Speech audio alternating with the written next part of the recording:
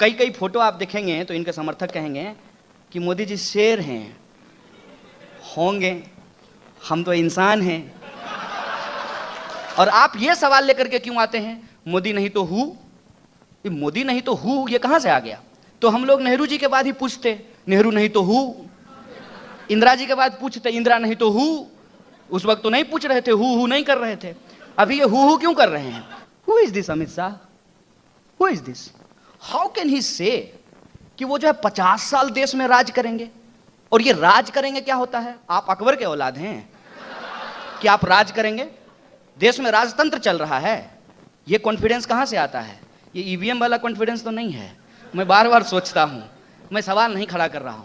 मैं ये सवाल पूछना चाहता हूं कि प्रधानमंत्री मुस्कुराता हुआ चेहरा, जैसा आपको पेट्रोल पंप पर दिखता होगा, वो मुस्कुराता हुआ चेहरा आपको जियो के प्रचार में दिख जाएगा, लेकिन बीएसएनएल के प्रचार में नहीं दिखेगा। मैं यही सवाल पूछ रहा हूं कि आप किसके प्रधानमंत्री हैं? आप सरकारी प्रधानमंत्री हैं कि आपका भी निजीकरण हो गया है, आपका भी प्राइवेटाइजेशन हो गया है? यह सवाल मैं पूछ रहा हूं। संसद भवन चल रहा है हमारे टैक्स के पैसों से, जनता के टैक्स के पैसों से। सरकार वेतन लेती है हमारे टैक्स के पैसे से। प्रधानमंत्री घूमते हैं, ठीक है, जहाज अदानी का है, लेकिन प्रधानमंत्री तो देश के हैं ना, हमारे टैक्स के पैसे से। और प्रचार कर रहे हैं प्राइवेट कंपनी का, ठेका दिलवा रहे हैं प्राइवेट कंपनी को। एक एक करके इस देश के सरकारी संस्थानों को बर्बाद किया जा रहा है। ये कोई कह दे कि सरकारी संस्थाएं बेकार होती हैं और प्राइवेट संस्था बहुत अच्छी होती है, फिर तो इस देश में सरकार की भी जरूरत नहीं है। कह दीजिए कि प्राइवेट कंपनी का सीईओ बहुत परफॉर्मिंग है, इसलिए प्रधानमंत्री नहीं चुनेंगे, हम लोग सीईओ का चुनाव किया करेंगे। लगातार जो कच्चे तेल की कीमत है वो कम हो रही है, और हमारी ही तेल कंपनियां दुनिया के 15 देशों में 30 रुपए प्रति लीटर जो है पेट्रोल बेच रही है। और जब हमने यह बात पूछा तो एक जो है समर्थक गुस्सा हो गया। हम उसको भक्त नहीं कहते हैं, भक्त क्यों कहेंगे? इससे भक्त और भगवान की बदनामी हो जाएगी, तो मैं उनको भक्त नहीं कहता हूं। ये जो समर्थक हैं ये गुस्सा हो गया और बोला पेट्रोल ही पियोगे क्या? हम बोले कि स्मृति ईरानी जब यूपीए के वक्त में बढ़े हुए पेट्रोल के दाम का विरोध करती थी, उस वक्त उनका नाश्ता पेट्रोल और डीजल से ही होता था क्या? आप ये सवाल लेकर के क्यों आते हैं, मोदी नहीं तो हु? मोदी नहीं तो हु ये कहां से आ गया? हर वक्त के दौर में ऐसा हुआ है, जब किसी प्रधानमंत्री ने परफॉर्म नहीं किया है, उसके कैबिनेट ने परफॉर्म नहीं किया है, उसकी पूरी की पूरी गवर्नमेंट ने परफॉर्म नहीं किया है, तब जनता ने अपना एक नया विकल्प चुना है। हर वक्त ऐसा हुआ है। अगर ऐसा नहीं होता तो हम लोग नेहरू जी के बाद ही पूछते नेहरू नहीं तो हु, इंदिरा जी के बाद पूछते इंदिरा नहीं तो हु। उस वक्त तो नहीं पूछ रहे थे, हु नहीं कर रहे थे। अभी ये हु क्यों कर रहे हैं? अभी हम ये हु इसलिए कर रहे हैं क्योंकि हमको लोकतंत्र का बेसिक चीज में भरोसा नहीं है। अब कई कई फोटो आप देखेंगे तो इनके समर्थक कहेंगे कि मोदी जी शेर हैं, होंगे, हम तो इंसान हैं।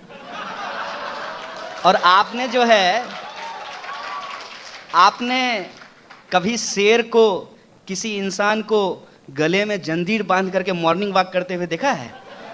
ये काम भी इंसान ही करता है। आप इंसान हो जाइए और आपको जो जिम्मेवारी दी गई है आप वो निभाइए, नहीं तो फिर इलेक्शन करने की क्या जरूरत थी? कह देते कि जब तक मोदी जी जिंदा रहेंगे तब तक प्रधानमंत्री रहेंगे। इस सवाल का जवाब ये क्यों नहीं देते हैं कि 2 करोड़ नौकरी कहां है, कहां गया काला धन?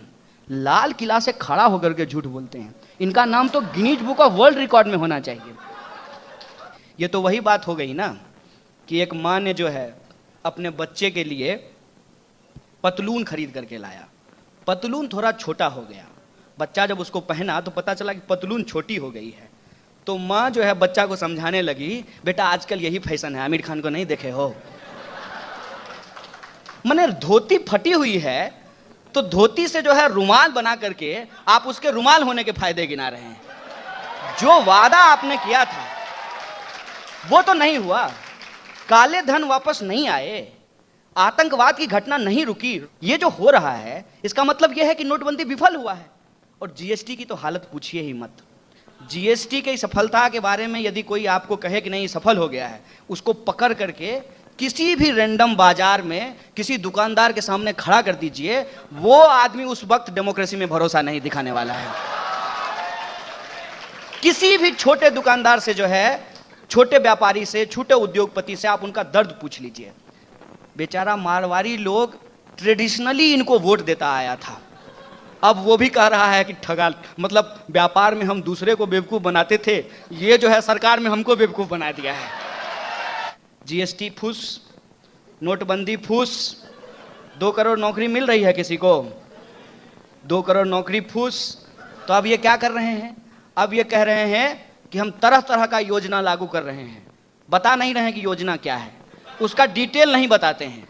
और इन चीजों पे जब आप सवाल खड़ा करेंगे तो तुरंत कह दिया जाएगा कि पाकिस्तानी हो, पाकिस्तान चले जाओ। मुझे पता ही नहीं था कि हम पाकिस्तानी हैं। ये सरकार आई है तो बहुत सारे लोगों को पता चला है कि अपने ही देश में उनको पाकिस्तानी साबित किया जा रहा है।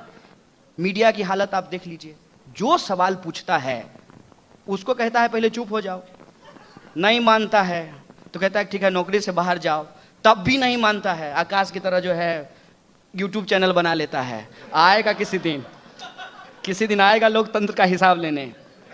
ये बहुत गंभीर बात है। और ये कहा गया कि आप सरकार के प्रति हमलावर मत होइए, अगर हमला करते भी हैं तो प्रधानमंत्री का नाम मत लीजिए। हैरी पॉटर देखे हैं, वोल्डेमॉर्ट का नाम, क्या नाम था उसका, वोल्डेमॉर्ट ही नाम था ना, उसका नाम लेने से उसका ताकत बढ़ जाता था। ये प्रधानमंत्री नहीं है, वोल्डेमॉर्ट है। क्यों नाम नहीं ले सकते हैं? No, I am asking a simple question. अब आप एक बात विचार करके बताइएगा कि गांधी जी के पास मोदी जी जाते हैं 2 तारीख को, अभी आएगा तो जाएंगे, माला चढ़ाने के लिए। अगर गांधी जी होते और आप यदि आत्मा में भरोसा करते हैं और पुनर्जन्म में भरोसा करते हैं तो आप इमेजिन कीजिए, थोड़ी अपनी कल्पना शक्ति बढ़ाइए कि गांधी जी जो है उस समाधि में हैं, तो गांधी जी क्या सोचते? अरे मूर्ख, हम देश के लिए सूट खोल दिए और तुम जो है देश बेचने के लिए सूट पहन लिए। यही सवाल है ना। गांधी जी तो सूट पहने हुए थे, बैरिस्टर थे, विदेश में जाकर के लॉ की पढ़ाई की थी। इनकी पढ़ाई के बारे में मैं कुछ नहीं बोलूंगा, इनकी डिग्री पे भी मैं सवाल नहीं खड़ा करूंगा। ये जो है सरकार में आकर के सूट पहन लिए, जिस तरीके से वननेस लोगों के ऊपर थोपा जा रहा है in the name of Indian culture, ये इंडियन कल्चर नहीं है, ये हमारा कल्चर कभी भी नहीं रहा है। इस देश में राम भी अलग अलग रहे हैं, तुलसी के राम, कबीर के राम, रहीम के राम, अलग अलग तरीके के राम रहे हैं।